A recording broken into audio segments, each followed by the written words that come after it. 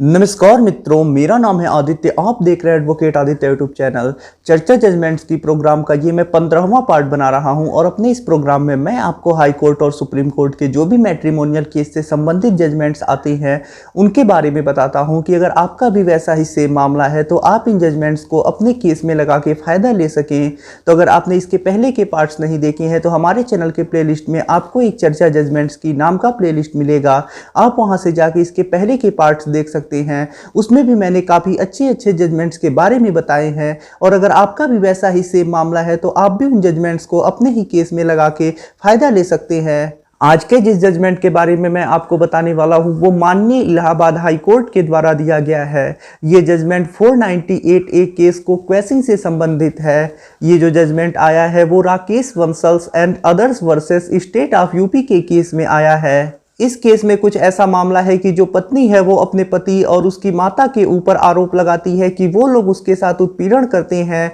उससे दहेज मांगते हैं, उसे परेशान करते हैं और इसके आधार पे जो पत्नी है वो भारतीय दंड संहिता की धारा 323, 498A व डीपी एक्ट की 3 व 4 की धारा में केस दर्ज करा देती है। उसके बाद जो पति और उसकी माँ है वो इलाहाबाद हाई कोर्ट में रिट लगाते हैं कि जो उनके ऊपर केस हुआ है उसे क्वैश कर दिया जाए, यानी रद्द कर दिया जाए और उन्हें गिरफ्तार ना किया जाए। पति और उसकी माता की तरफ से उनके वकील तर्क देते हैं कि उन्होंने इस प्रकार का कोई अपराध नहीं किया है, ना उन्होंने किसी प्रकार की कोई दहेज की मांग की है, ना ही उत्पीड़न किया है, ना ही कभी मारपीट किया है और सारे आरोप जो पत्नी लगा रही होती है उसे नकार दिया जाता है पति की तरफ से। उसके बाद जो हाई कोर्ट इलाहाबाद है वो केस के सारे पहलुओं को देखता है और उसके बाद कहता है कि जो पत्नी ने आरोप लगाए हैं उससे ये मामला बन रहा है, यह प्रतीत हो रहा है कि प्रथम दृष्टया ऐसा संज्ञेय अपराध हुआ है और इस कारण से पति और उसकी मां के ऊपर जो केस लगा है उसे क्वैश नहीं किया जा सकता है और पति और उसकी मां के एप्लीकेशन को हाई कोर्ट रिजेक्ट कर देता है।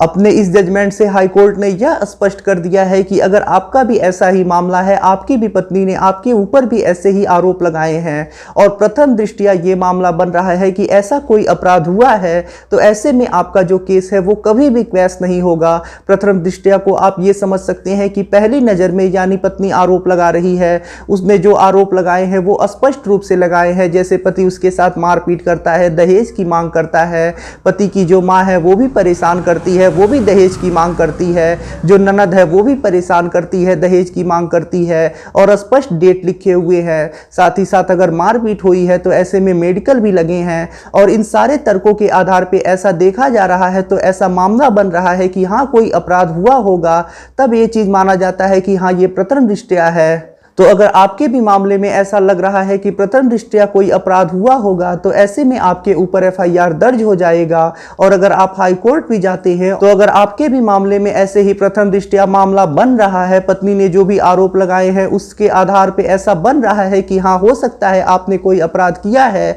तो ऐसे में आपका जो FIR है, जो आपका केस है वो कभी भी क्वैश नहीं होगा। ऐसे में आपको निचली अदालत में ही केस लड़ना होगा और उसके बाद केस लड़के अपने आप को बरी सिद्ध कराना होगा। हाई कोर्ट जाने में ऐसे में आपको कोई फायदा नहीं मिलेगा। अगर प्रथम दृष्टया मामला बन रहा है और आप हाई कोर्ट जाते भी हैं तो ऐसे में हाई कोर्ट आपके एप्लीकेशन को खारिज कर देगा और क्वैशिंग एप्लीकेशन लगाने से सिर्फ आपका समय और पैसा बर्बाद होगा। अगर आप इसके बारे में डिटेल में जानना चाहते हैं कि कब आपको हाई कोर्ट क्वैशिंग के लिए जाना है, कब आपको नहीं जाना है, तो ऐसे में आप मुझसे फ़ोन पे बात करके ये सलाह ले सकते हैं। फ़ोन पे बात करने का जो तरीका है वो डिस्क्रिप्शन में बताया गया है, आप वहां से जाके देख के जान सकते हैं कि आप किस प्रकार से मुझसे फ़ोन पे बात करके कोई सलाह ले सकते हैं। जो मैंने Rakesh Vansal and other versus state of UP का मामला बताया जो हाई कोर्ट इलाहाबाद का है, उसका लिंक आपको डिस्क्रिप्शन में मिल जाएगा। आप वहां से जाके इस जजमेंट को देख सकते हैं, साथ ही साथ डाउनलोड भी कर सकते हैं।